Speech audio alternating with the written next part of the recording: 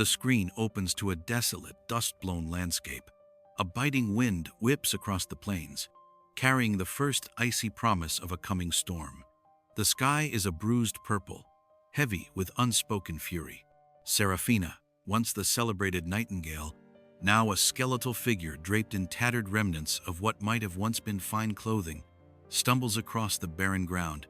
Her once lustrous hair is matted with dust, and her face is etched with exhaustion and despair.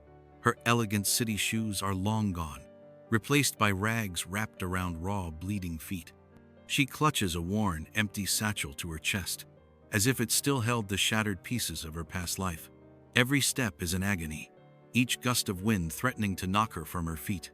Her breath hitches, a dry, rasping sound, a ghostly echo of the melodies she can no longer sing. Inside, a primal fear gnaws at her, the fear of the cold, the hunger, and the utter soul-crushing aloneness.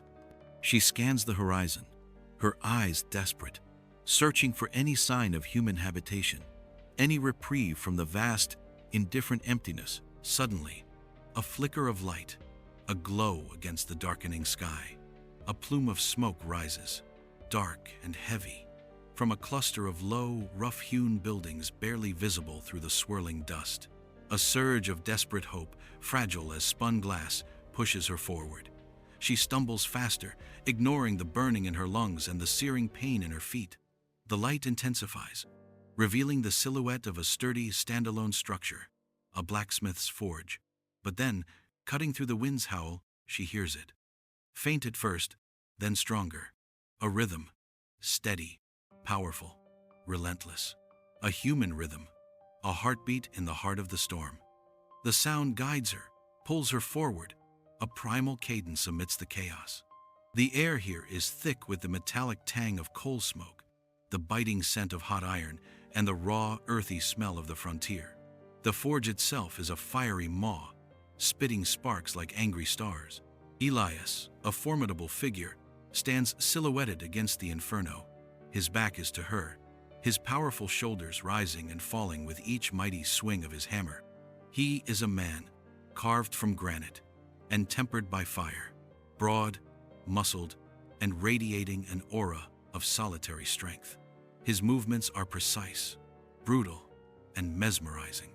Scars crisscross his bare forearms, testament to a life lived close to the flame. Seraphina hesitates, a tremor running through her. The sheer force of his presence, the primal energy of the forge, is overwhelming. It's a world of raw power she knows nothing of, and she, a fragile moth, feels drawn to its dangerous light. She reaches the edge of the smithy, a rickety fence barely containing the chaos within. The air here is thick with the metallic tang of coal smoke, the biting scent of hot iron, and the raw, earthy smell of the frontier. The forge itself is a fiery maw, spitting sparks like angry stars. Elias, a formidable figure, stands silhouetted against the inferno. His back is to her, his powerful shoulders rising and falling with each mighty swing of his hammer. He is a man, carved from granite and tempered by fire, broad, muscled, and radiating an aura of solitary strength. His movements are precise, brutal, and mesmerizing. Scars crisscross his bare forearms, testament to a life lived close to the flame. Seraphina hesitates, a tremor running through her. The sheer force of his presence, the primal energy of the forge, is overwhelming.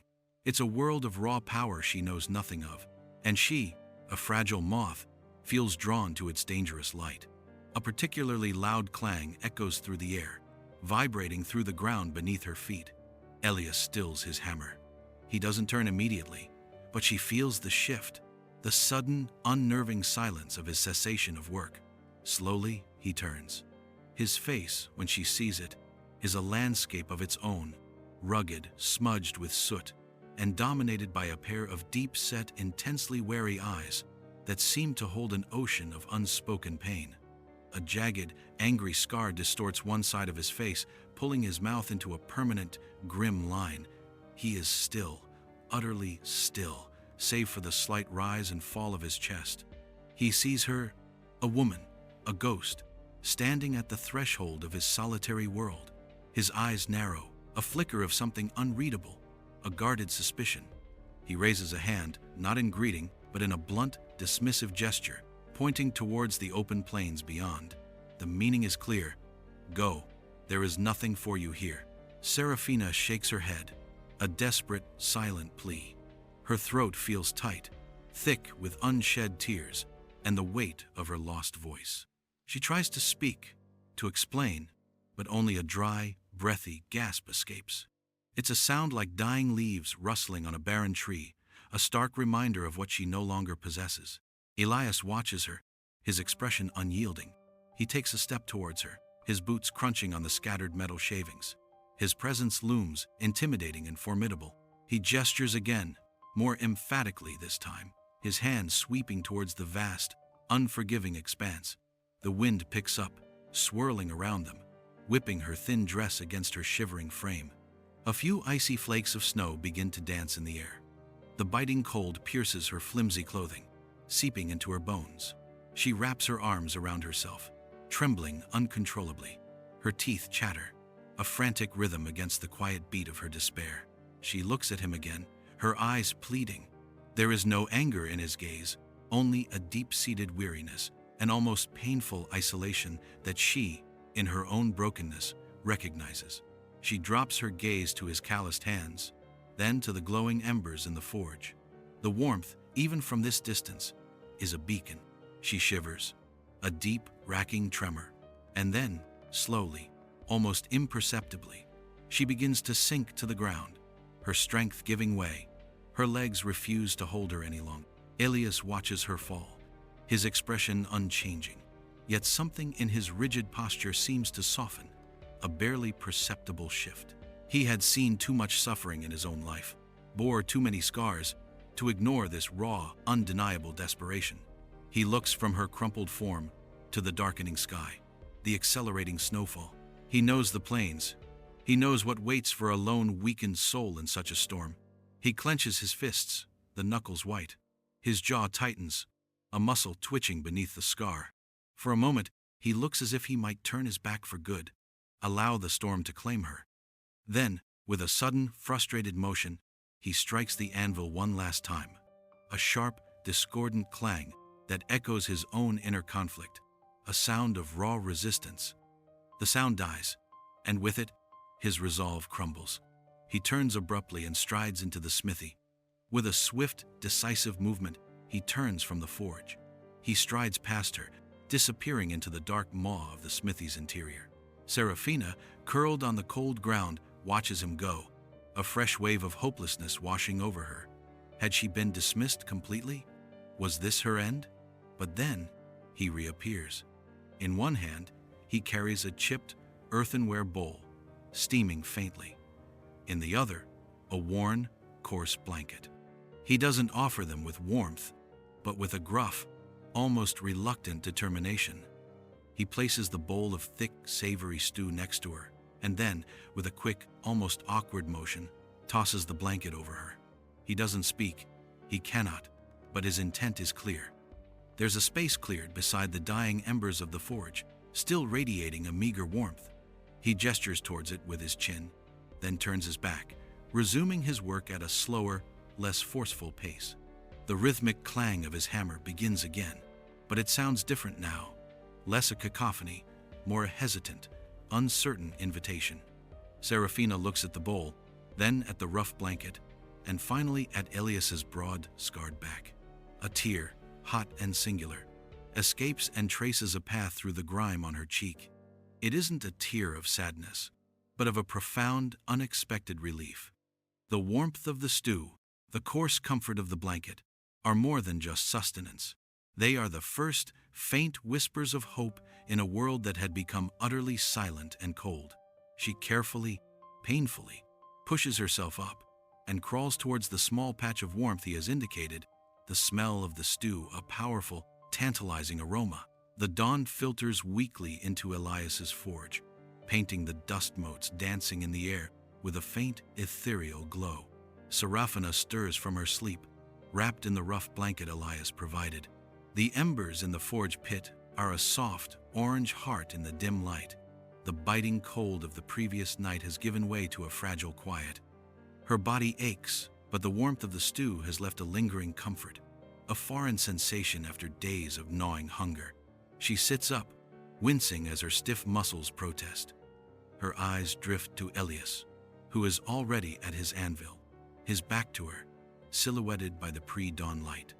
He isn't hammering yet, but his movements are already purposeful. Sorting tools, stacking coal. The air feels heavy with unspoken questions, with the vast chasm of their silent world.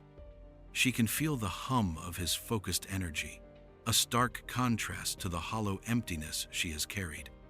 Elias feels her gaze, a prickling sensation on the back of his neck. He does not turn, but his hands pause for a fraction of a second. He is accustomed to the silence of his forge, the solitude that has been his chosen companion for years. Her presence is a jarring discord in his carefully constructed world. Yet there's a strange, almost imperceptible shift in the atmosphere, a faint warmth he hasn't felt in a long time. He picks up a piece of raw iron, testing its weight, his scarred fingers tracing its cold surface. His mind is a fortress, guarding against the past, against connection, against anything that might shatter the fragile peace he has forged from his own brokenness. Yet, a part of him, a deeply buried, long-dormant part, feels a flicker of curiosity about the ghost-like woman who has stumbled into his life. Days bleed into weeks, marked by the rhythmic clang of Elias's hammer and the quiet, almost imperceptible sounds of Seraphina's presence. She learns the forge's rhythm, the symphony of his work. The sharp, furious strikes when he bends unyielding metal to his will, the softer, more deliberate taps as he refines a delicate curve, the steady, focused beat when he is lost in the creation.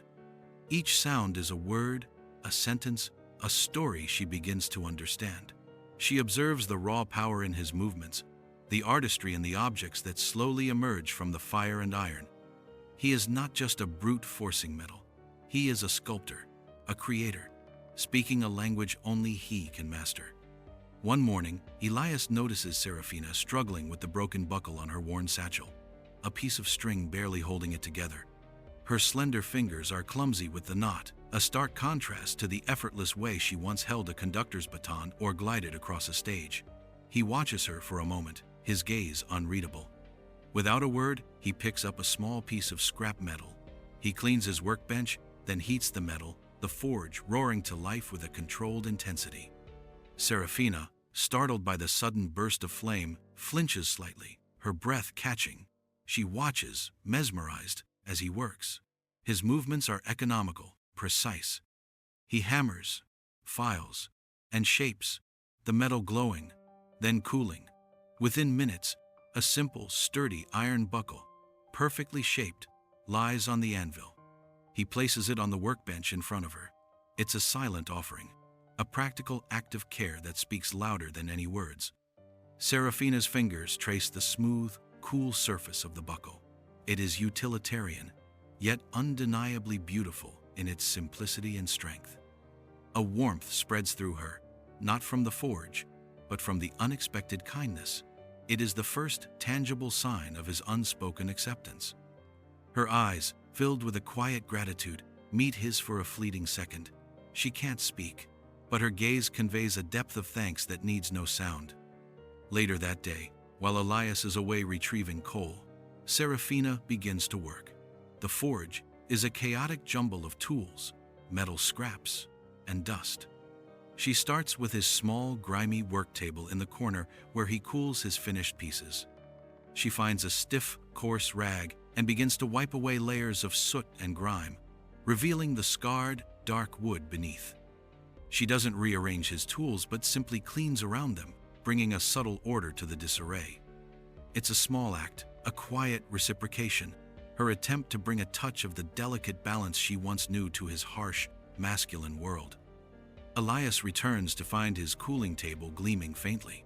He stops, his hand on the heavy sack of coal, his gaze fixed on the small, clean square of wood.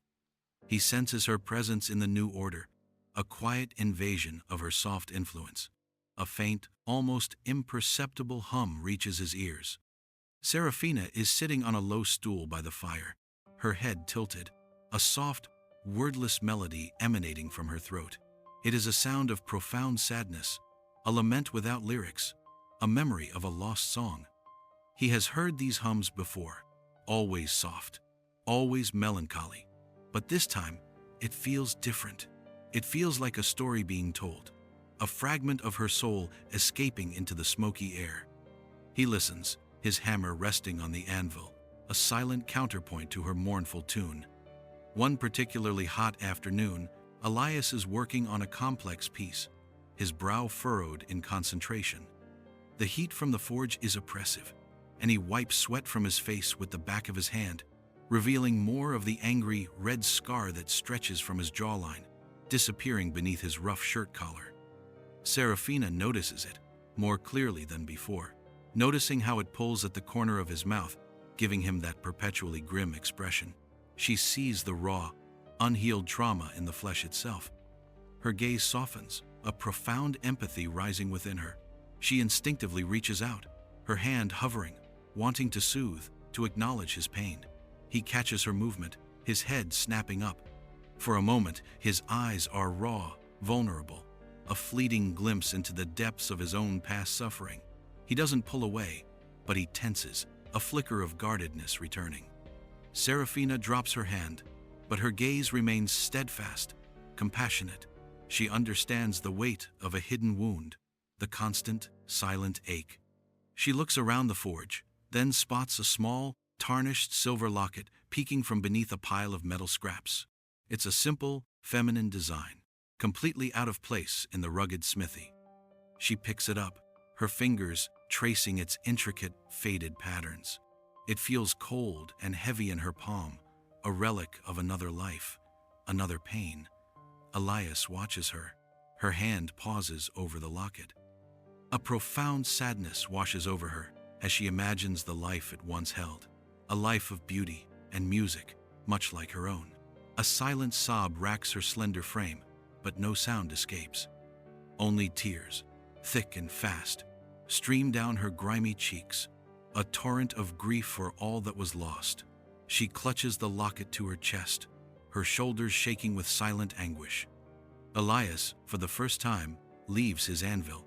He walks slowly to her, his heavy boots making soft thuds on the dirt floor.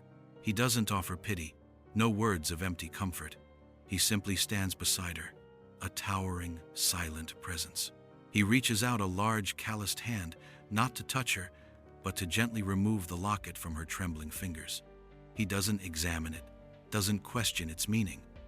Instead, he simply holds it for a moment, then places it carefully, almost reverently, on a clean, empty shelf beside the forge, a small shrine to unspoken sorrow.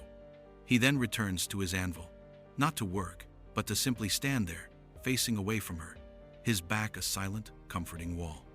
The hammer remains still, honoring her grief with his own quiet stillness. The air is thick with unspoken empathy, a shared understanding of brokenness. Serafina, watching his broad, protective back, feels a profound shift within her. It isn't just shelter he offers, but a sanctuary for her wounded soul. The days continue, the forge becoming less a place of cacophony and more a space of quiet harmony. Elias's hammer now strikes with a steady, almost comforting rhythm, a beat that feels less like isolated work and more like a shared pulse. Serafina's hums are still soft, still tinged with melancholy, but they are no longer just laments. Sometimes they hold a faint, questioning note, or a gentle, almost hopeful inflection. They are beginning to compose their own silent symphony, two broken instruments finding a strange, beautiful resonance in their shared quiet. They are no longer just strangers seeking refuge. They are two souls, slowly, cautiously, finding solace in each other's unspoken presence. Weeks have deepened into a quiet rhythm within the forge. The biting winds of early winter have given way to the soft promise of a coming spring, though the landscape remains stark. Serafina, no longer a ghost but a presence, moves with a newfound lightness. She tidies small corners, sometimes even hums softly as she sweeps the packed dirt floor. Elias, while still reserved, now glances at her more often, a flicker of something akin to contentment in his deep-set eyes. The forge, once a solitary realm, now feels shared, imbued with a delicate, unspoken understanding. He finds himself anticipating her presence, the gentle hum that accompanies his work. The raw edges of his loneliness have begun to soften, filed down by her quiet companionship. One crisp morning, Elias watches Serafina as she sits on a low stool, sketching patterns on a small slate she found amongst his discarded tools. Her brow is furrowed in concentration, her slender fingers moving with an artist's grace. He sees the faint lines of sorrow still etched around her eyes, but beneath them, a quiet strength has taken root. A powerful, unfamiliar emotion swells within him, a fierce tenderness, a protective urge that runs deeper than any he has known. He turns to his forge, choosing a slender piece of pure iron, different from the rough, utilitarian scraps he usually works with. This piece is for her, not for a practical purpose, but for something else entirely. He works with a focused intensity, his hammer striking with an almost reverent gentleness. The usual clang is muted, replaced by soft, precise taps as he shapes the delicate metal. Serafina, sensing a shift in the forge's rhythm, looks up, her eyes drawn to his hands. He is crafting something intricate, something that demands a different kind of mastery. The fire glows, illuminating his scarred face, revealing an expression she hasn't seen before. A profound concentration mixed with something almost akin to hope. Slowly, painstakingly, from the unyielding metal, a single, perfect iron rose begins to emerge, its petals unfurling in delicate curves, its stem slender and elegant. He finishes, the rose lying cool and dark on his palm. It is not perfect like a real flower, but it carries the strength of the iron and the unmistakable imprint of his hands, his heart. He walks over to Serafina, his footsteps heavy yet deliberate. He offers it to her, his hand extended, the iron rose resting on his calloused palm. His gaze, usually guarded, is open, vulnerable, pouring out all the words he cannot speak. It is a question, a promise, a silent declaration. "This is what I feel for you." Serafina's breath catches in her throat. Her eyes widen, filling with an overwhelming mix of wonder and emotion. She reaches out, her fingers trembling as she takes the cool, heavy rose. She traces the delicate curves of its petals, feeling the weight of his unspoken message. It is the most beautiful thing she has ever been given, a love letter forged in fire and quiet devotion. Tears, this time not of sorrow but of profound joy, well in her eyes. She looks up at him, her gaze meeting his, an answering depth of feeling reflected there. Then, for the first time, a sound unlike any she has made before rises from her throat. It is a hum, but it is no longer sad. It is light, soaring, pure, a melody of hope, of quiet, blossoming joy.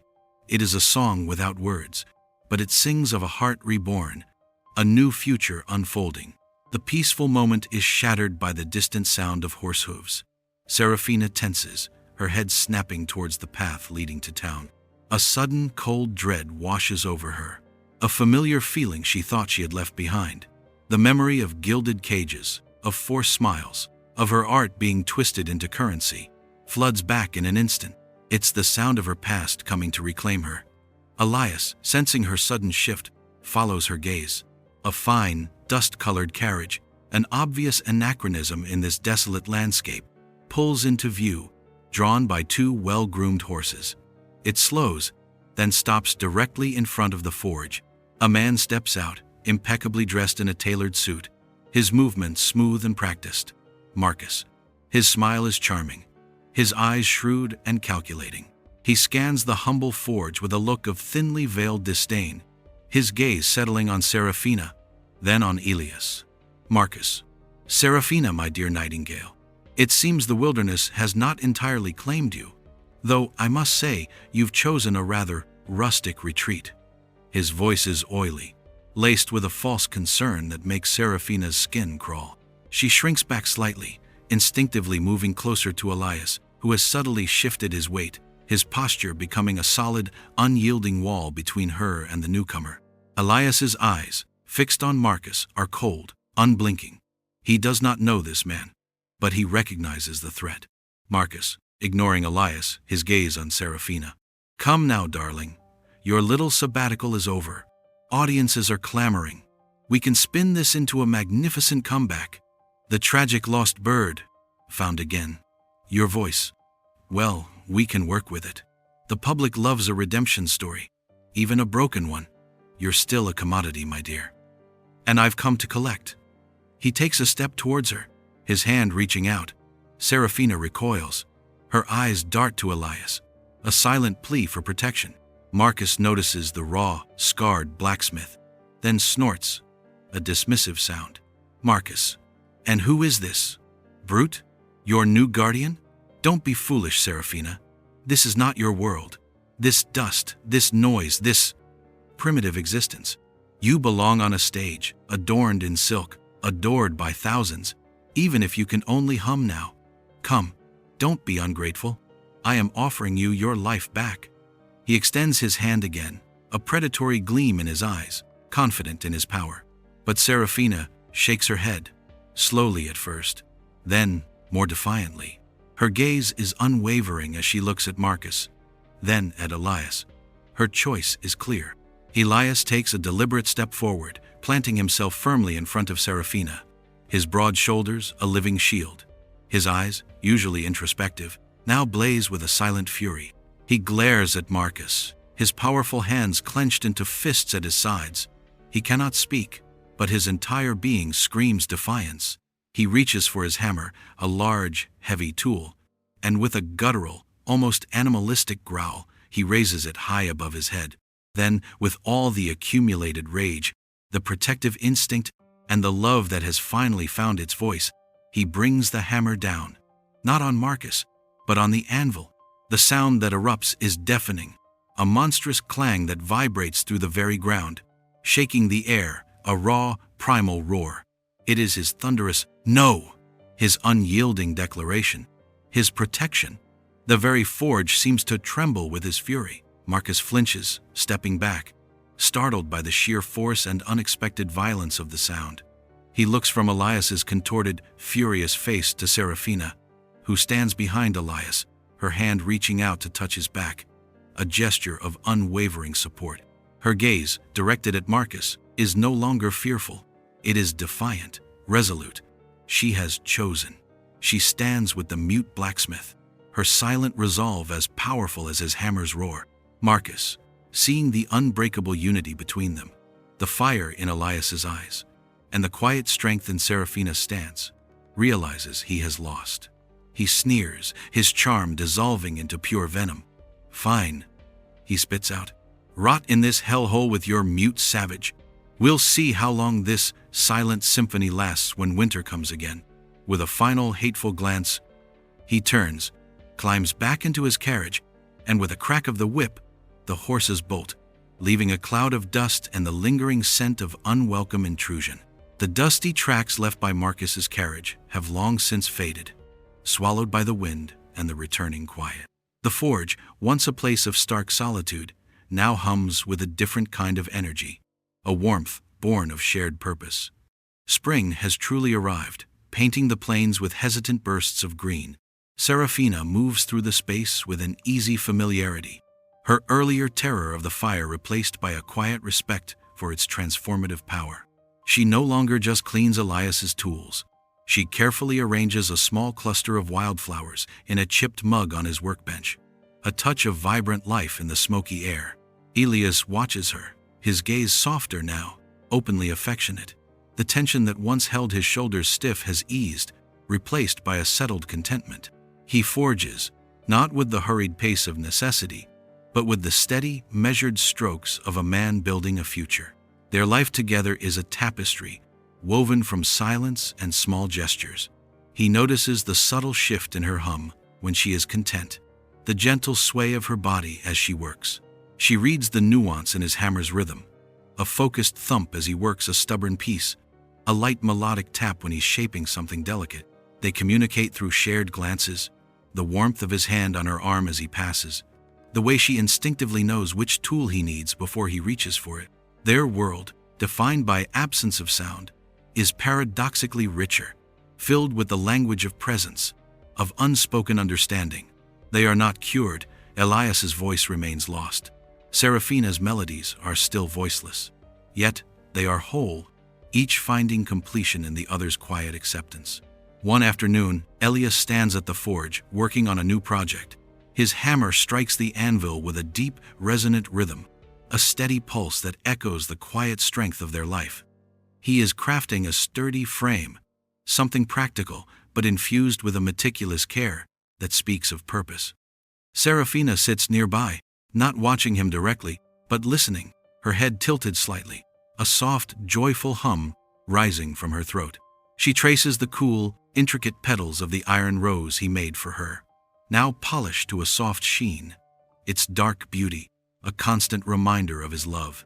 A small, carefully tended patch of earth lies just outside the forge door, enclosed by a low, wrought iron fence Elias had crafted.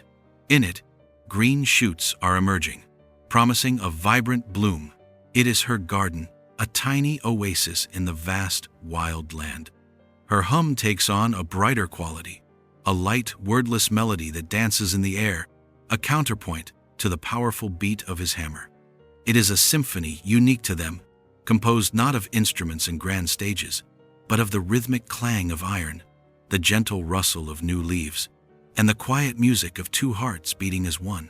The garden, her garden, is a testament to new beginnings, nurtured in the dust and heat of the forge, just as their love has blossomed in unexpected ground. Elias sets his hammer down with a soft thud. He walks over to her, the sounds of his work ceasing, allowing her soft hum to become the sole music in the forge. He stands behind her, placing his large, warm hands on her shoulders. She leans back into his touch, her eyes closing in contentment, her hum deepening. They look out together at the small garden, at the life they have begun to build. In this moment, the symphony is complete. In the vast, untamed wilderness, where words often failed and pasts left deep scars, Elias and Seraphina found their own language. It was not a language of sound, but of devotion, of trust, of quiet choice.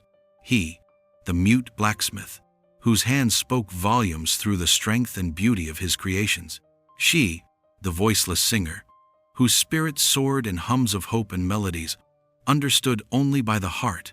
They were two broken pieces, not put back together as they once were, but forged anew, stronger and more beautiful for the fire they had endured.